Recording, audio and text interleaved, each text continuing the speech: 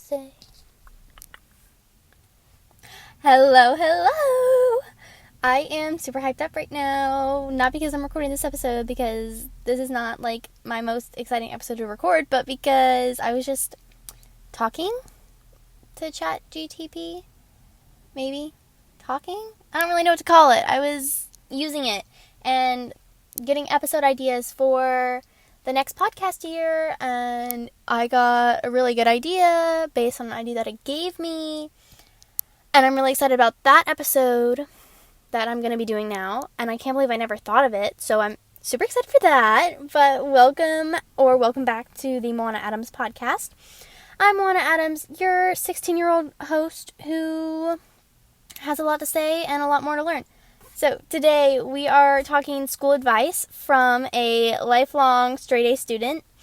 I have never gotten a B in a class before, or C, or anything lower than that. So I promise I'm trustworthy in this area. School's always been generally pretty easy for me on the academic side. And so I'm hoping that I can share some wisdom today and make your school year a little bit easier, a little bit better. And yeah, I'm excited. First, gratitude. I am grateful. Oh my gosh, this is going to make me sound like such a nerd and like such a Rory Gilmore type, but I'm not. But my grateful is that my Spanish class started today, because for the last 2 weeks, I started school 2 weeks ago, I've only been taking 2 classes, U.S. History and English 3, which are English 3 is it's like an American literature class, so like I'm going through U.S. History in 2 classes, and it's so boring, because I'm like learning U.S. History and U.S. History, and like I started with like the indigenous peoples, and like I'm moving through colonies and stuff like that, and then it's the same thing in ELA, but they're not quite at the same point, so it's kind of confusing too, which is really stressful. But I'm excited to have Spanish, because hopefully it'll help split it up, and I'm in Spanish too. And I'm not very confident in my Spanish, but I also love learning Spanish, and I love foreign languages, so I'm really excited for that. And when I was in Puerto Rico a couple months ago, I got to use some Spanish, and I wasn't very confident in it, so I want to be more confident in it so I can actually use it. So I'm excited to have that class, and I didn't have it before because it wasn't ready yet. My school is like a new school, so like they're putting out classes the same speed that I'm doing them, if that makes sense. So I was waiting for them to actually give me the class. But that's my grateful. And then our second segment, if you're new here, or honestly, if you're not new here, because this isn't a newer segment that we're doing, is water. So everybody grab your water, and we're going to drink water together. Be hydrated. And ready? 1, 2, 3, go.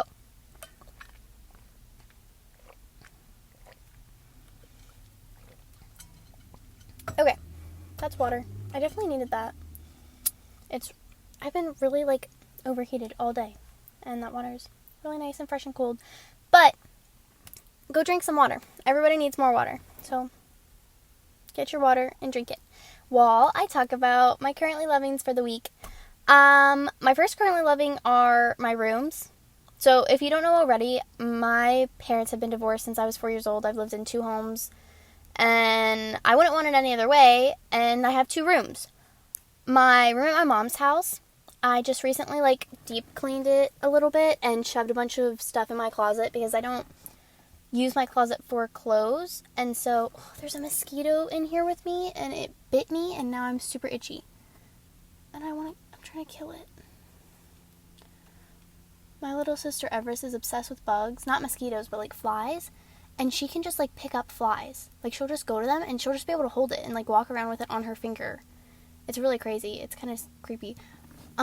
Anyway, I have 2 bedrooms. My room at my mom's house I just deep cleaned it, I reorganized it a little bit, rearranged a couple of things, and I'm really happy with how it is right now. I've been working on this room since I was in 6th grade, and we moved into this house, and I'm now a junior in high school, so 6th grade, 7th grade, 8th grade, 9th grade, 5 years now I've been working on this room, and I have a loft bed in there that I took the railing off of.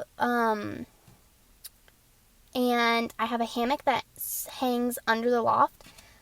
And across that, I have my dog crate, but it's like a nice dog crate. It's like one of the wooden ones, so it's like an end table and a dog crate. I have a little couch, and then I have my yoga mats leaned up against the couch, and then like behind the door I have like this gold, like almost like a plant stand looking thing. It's like gold and white, and then I have like one of those storage stools and like one of those white carts that were really trendy a couple years ago, and like some other little things, and I have like a bench on the other side of the loft. If you follow the podcast on Instagram, you've seen it. I just posted a reel where I showed me switching houses, and I showed a lot of my mom's room, so if you're interested, you can go look at that. And at my dad's house, my room is pretty empty right now. We just moved in.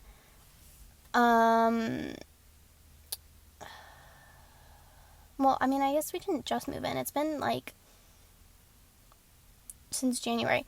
But I have a very tiny room, but I love it. Literally all that's in there right now is a bed, a mirror, and a little table. But, like, that's kind of how I want it to be. Because, I mean, it is small, so there's not really room for anything else. But I like how small and, like, empty it is because it's very, like, calm and clean. But I have, like, the cutest bedspread setup. It has like satin, like green satin sheets, and like a white duvet cover and a white quilt on top of that. And I have like 2 stuffed animals, and then my nightstand is like a tower of books, and it looks really cool. And then I have this really pretty gold mirror that we got in North Carolina in Blowing Rock, and I love that mirror. I'm obsessed with that mirror. It's like my dream mirror, so I love it. So yeah, that's my currently loving is my rooms. And my other currently loving is something that's inspired by Megan Fox. If you haven't seen this, you have to look it up. Megan Fox, this is actually a pretty old thing, but she wears or wore her stepson's t-shirts as baby tees. Like, there are photos of him and her walking around in public from the paparazzi that he's wearing the shirt, and then there's other photos of her wearing the same shirt as a baby tee. And so I went through my brother's clothes that were, like, too small for him, and I found, like, a couple of, like, Spider-Man shirts and, like, some other things. And so now I have Spider-Man baby tees, which I've been wanting because it's, like, trending on Pinterest right now. And I'm so excited about them. They're pretty comfortable. They're not, like, quite the exact size that I was hoping they would be. They're a little bit bigger because, I mean, he is 12, even though he's tiny, and they're too small on him. But anyway, those are my currently lovings. Now, let's get into the bulk of the episode, because I really don't want this week's episode to be as long as last week's episode. I still have to edit this and post it tonight, and I don't want to spend an hour editing tonight. So, let's get into the bulk of the episode.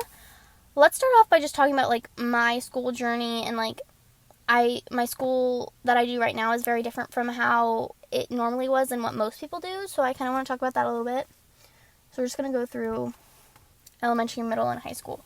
So, elementary school, I feel like most people's elementary school is pretty similar. You know, when you're in elementary school, grades and things like that don't really matter, and everybody is kind of friends with everyone.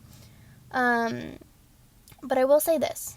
When I was in kindergarten, I would get stomach aches, and my tummy would hurt every single day at school, and I would go to the nurse almost every single day for it. And my teachers obviously did not appreciate it, and my mom took me to tons of different doctors trying to figure it out, and they couldn't find anything until my mom she was the room mom, and it was the end of the year party, and she had been talking to other parents, and they all said that their kids were also having stomach aches or headaches or, you know, all these different types of, like, symptoms. And they realized that it was because our teacher was stressing us out so much.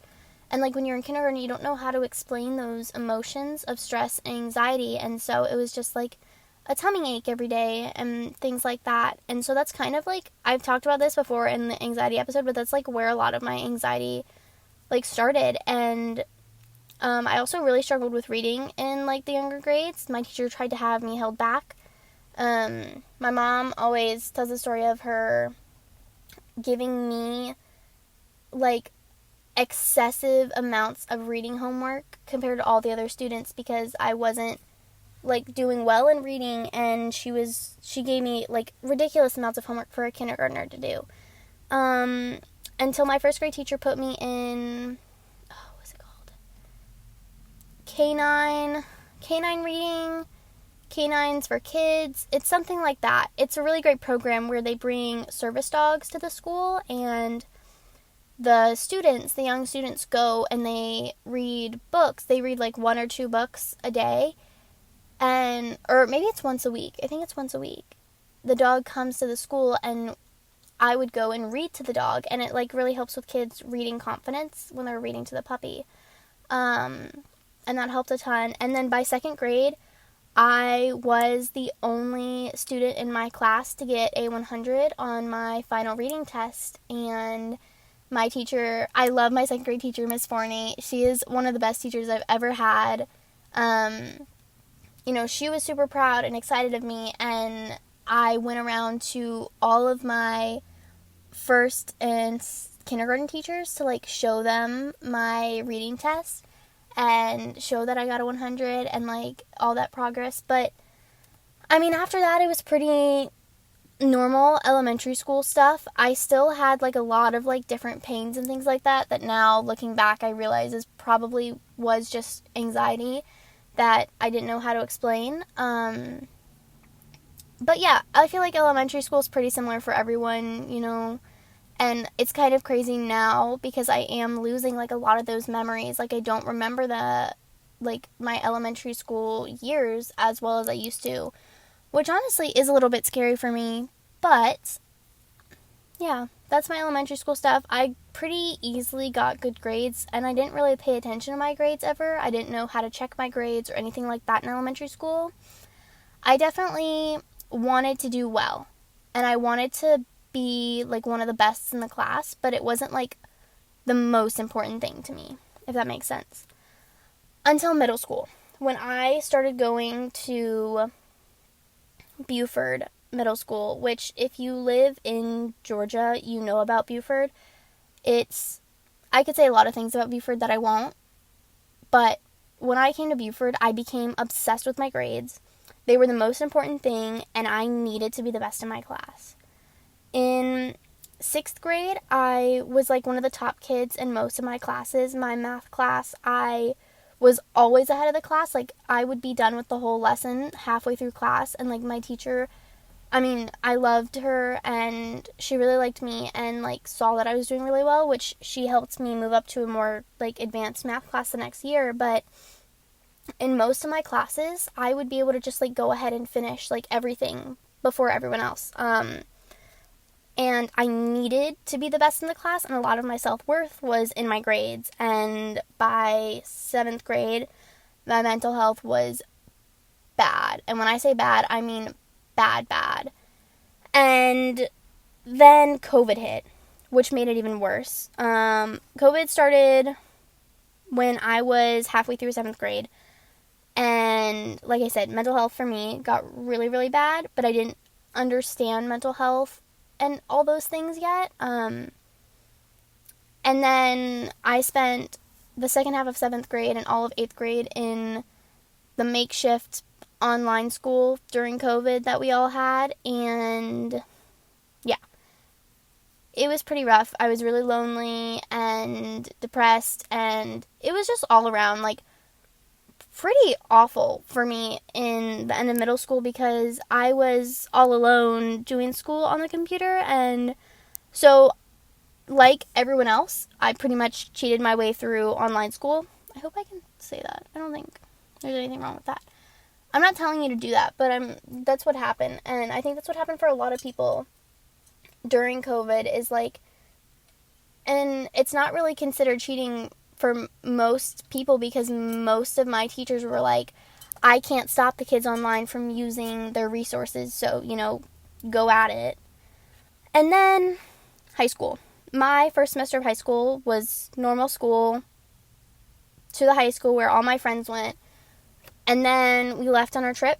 I I did homeschool while we traveled, and then halfway through our traveling, a little bit over halfway, I started going to a private online school, which is what I'm in right now. It's called Nia Prep. It's great. I love it. There's definitely pros and cons to doing homeschool / online school, and I'm going to talk about that in another episode. But that's where I'm at right now, and I've always had straight A's. I've never gotten anything lower than an A in any class. But I'm at a place where grades are not the most important thing to me at all, and so I'm going to give you all of my advice and school tips for pretty much anyone who's in school. I think this works for middle school and high school, and yeah, or in college. I mean, I don't really obviously have any experience in college, but I feel like most of these things are applicable in any scenario that you're in school. We're going to start with mental health. Your mental health is the most important thing, period. Nothing else is more important. Not your family, not your friends. Nothing is more important than your mental health. I don't care what anyone says. Your religion is not more important than your mental health. Period. Like, it's something that I won't argue about at all, because if you're not in a good mental space, like, you can't do anything else to your best ability. You can't take care of your family. You can't be a good friend. You can't do well in school. You can't run a business. You can't work. You can't practice your religion and, be I don't know, I'm not a religious person, so I don't really know what it would be, but you can't do your best at anything if you're not in a good mental space. And so if your mental health is not well and you're not in a positive mental space, you're not going to do well in school either. And I promise you, one grade will not make or break your future. Unless you are trying to get into the top Ivy League school in the world, getting one bad grade will not hurt you. And honestly, I don't think that getting one bad grade will hurt you if you're trying to get into an Ivy League school like that either. I think that, well, let me rephrase that. It might manipulate you getting into that school, but your overall future will not be affected by one grade. I live by, or at least I try to live by, if it won't affect you in 5 years, don't spend more than 5 minutes on it. Now, this is dangerous, and I've talked about this before. I live by this for most things. When it comes to school assignments, each individual assignment will not matter in 5 years.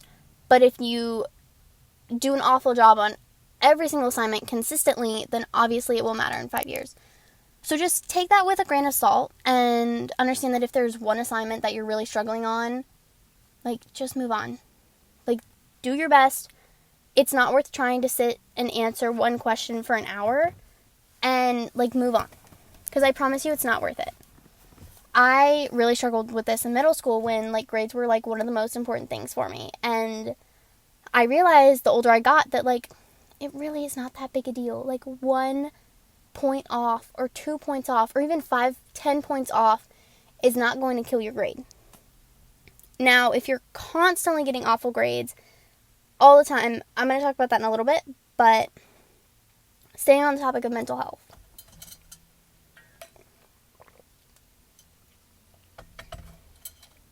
You have got to start romanticizing school. I talked all about how to romanticize life in the last episode, so that can definitely help with this, but just try to enjoy school.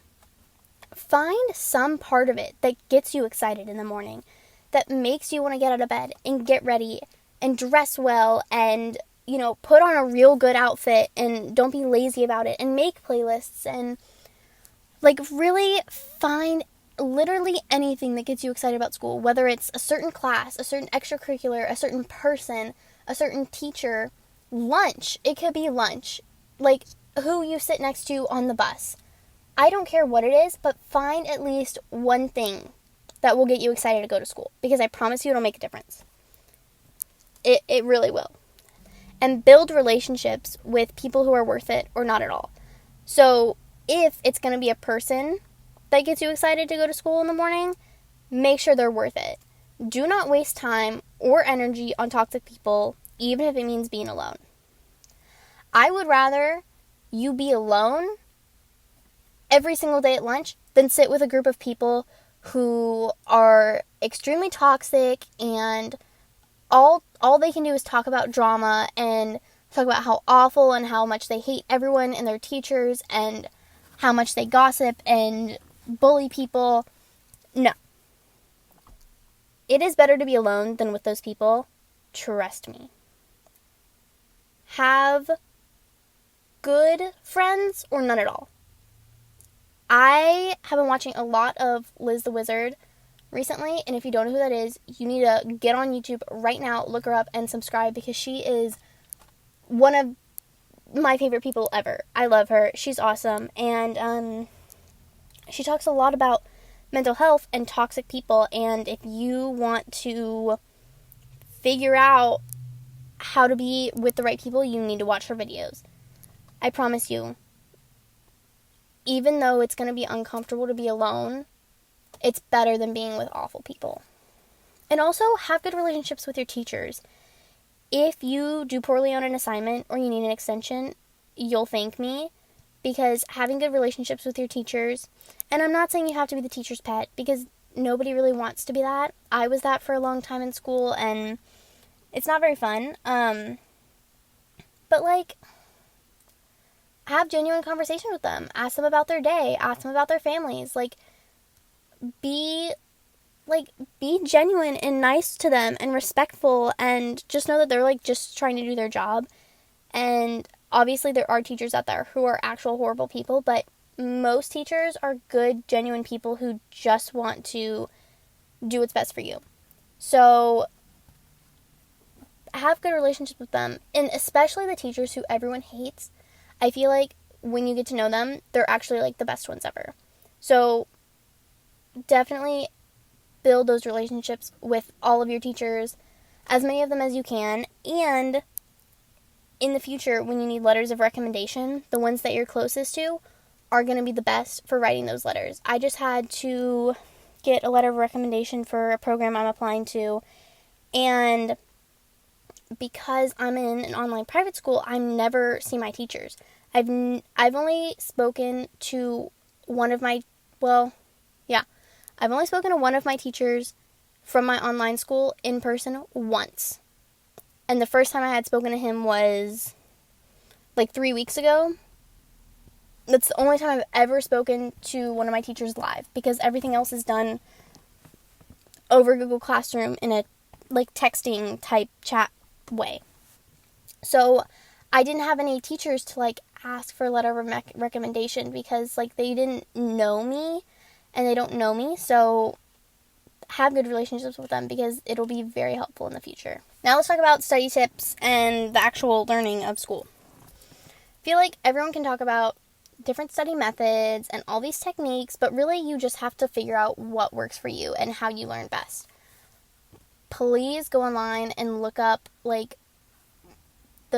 best learning way quizzes, or whatever they're called.